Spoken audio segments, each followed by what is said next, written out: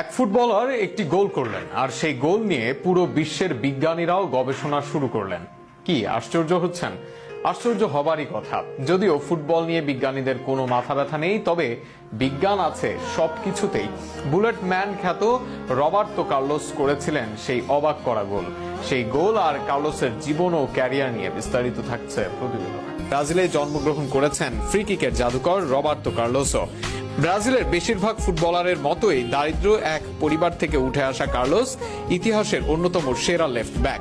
একসময় বাস ভাড়ার অভাবে পায়ে হেঁটে ট্রায়াল দিতে যাওয়া কার্লোস হয়েছিলেন ব্রাজিল ও মাদ্রিদের অন্যতম কিংবদন্তি। বুলেট গতির সব ফ্রি কিক নিতে পারতেন বলে তাকে ডাকা হয় দ্য বুলেট ম্যান নামে। ফ্রান্সের বিরুদ্ধে ওই ম্যাচে ফ্রি কিক পায় ব্রাজিল। শটটি নেওয়ার আগে কেউ বুঝতে পারেননি কি হতে চলেছে, কারণ বলটি যেখানে বসানো ছিল সেখান থেকে সোজাসুজি গোলে মারা সম্ভব ছিল না।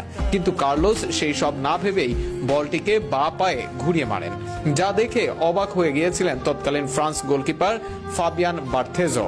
দেখে মনে হয়েছিল বলটি কর্নার ফ্ল্যাগের দিকে যাবে, কিন্তু সবাইকে অবাক করে বলটি বিপরীত দিকে ঘুরে পোস্টের গা ঘেঁষে গোলে ঢুকে যায়।